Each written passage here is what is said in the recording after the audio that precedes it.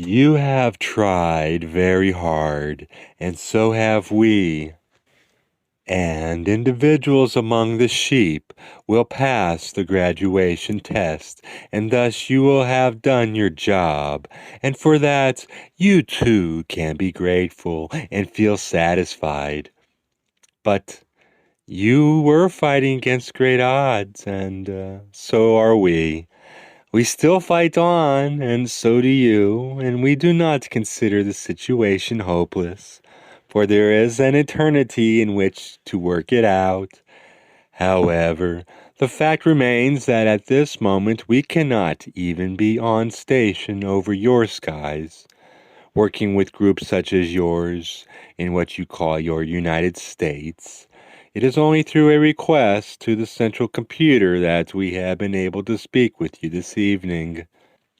For we are attempting to send words of peace and love into the leaders of those in your old world, those in the Orient, those in what you call Russia, and those in the Middle East.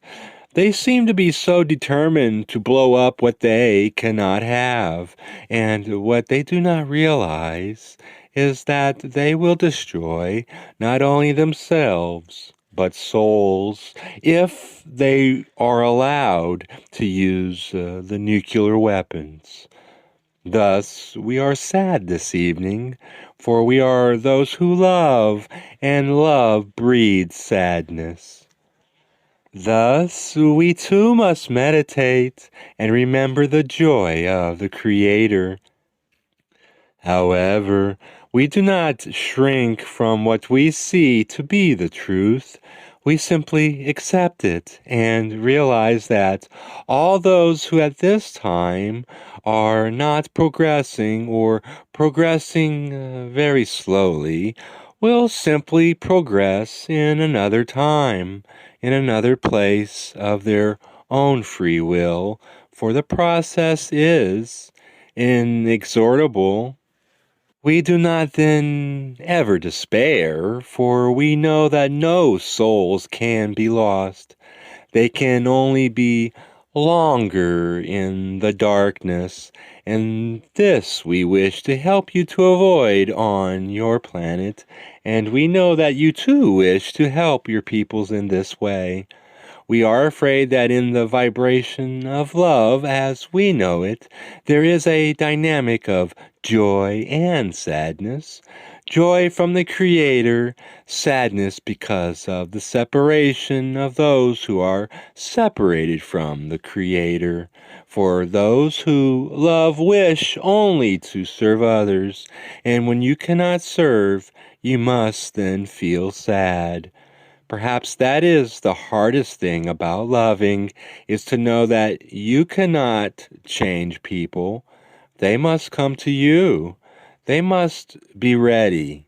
Then the seed is planted and joy begins again in new ground. For this you may hope. For this you may still and always hope. For although this planet will not as a whole successfully enter the next density, there are those who will, and even now you can help them develop. It does not have to be by the dialectic of spoken word, as we said before. It can be by smiles, by writing, by singing, by touching, by all the ways that you can show love. We are aware that many times both of you to whom we speak at this time have had the gift of listening. That is a great act of love. We encourage it in you. You may feel that you are not helping by listening, but if you listen with love, you can be the transformative element in the equation. You need not say anything in order for the look in your eye to reflect an attitude in which the voices of others become aware of what they are saying and so begin to tell the truth. and so begin to find themselves. But we share our sadness with you at this time because we want you to know that you are not alone, that we are not without compassion for your feelings. However, we wish you to understand that there is a deeper reality in which you must not and cannot feel sad. For as we said, the place whereon you stand at this very moment, wherever you are, is holy ground. You do not need to reach the promised land. You have the promised land in your heart. Simply because other people cannot see it does not mean that it is not there. You must visit it in meditation, and then you will know. Each of you in the group that has come to planet Earth at this time together is a highly disciplined person. Ego is useful for being a chemical being upon a chemical planet. To be totally without ego would be somewhat awkward. We do not fear ego or ask you to dismantle it. We ask you to be aware of the way it works in your life. And when you feel that you have become offensive because of it, correct that action. That is all you need to worry about in ego. If you are giving information to others, you may become tired of the sound of your voice. You may feel that you are showing off your information or your knowledge. But we ask you, why do you think that you had that information? Be humble in your heart and know that you are nothing without the Creator but clay and dust.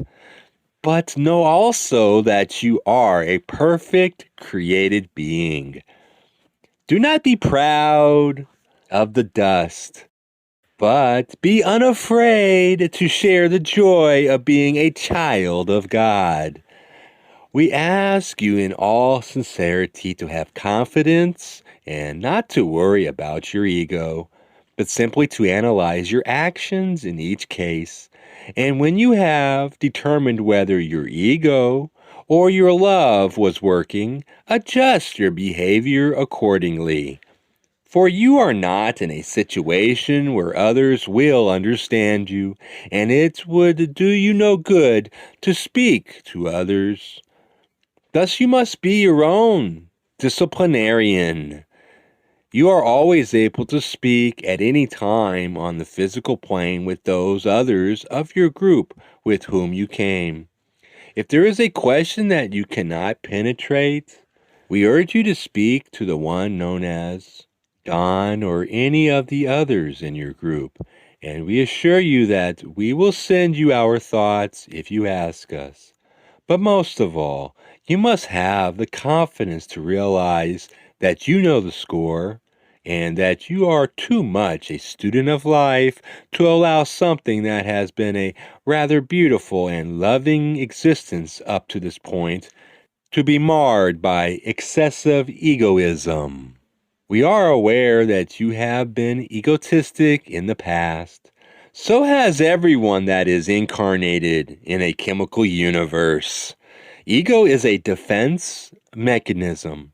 It is a separator. Without ego, you would become the proverbial doormat. Know who you are. Let your ego speak, but then let it be quiet. Simply see the balance between too little and too much. We are aware that many Eastern religions encourage the total abolishment of ego. This is all very well and good in a culture where the holy are fed. In your particular culture, the holy are normally considered quite insane. Thus, retain your protective coloration and your ego as part of that. for you cannot function unless the society perceives you as normal. But know in your heart who you are, and let not your ego tell you that you have limitations. I am Hatonn. I will give you words of comfort, my sister, by urging you to never look ahead. For one of your singular imagination, that is not a profitable activity. The day in which you are living at this point is enough meat for your thoughts to digest. To live in the future is as mistaken as to live in the past. That which you have is only yours for a moment, and then is replaced by something else that is only yours for a moment. As you say, in the greatest reality, all times are one. You need not fear the future, because it is no longer the future, but a great circle of reality, encompassing all that ever was or ever will be. But in this illusion, you must train your mind and open your heart with meditation.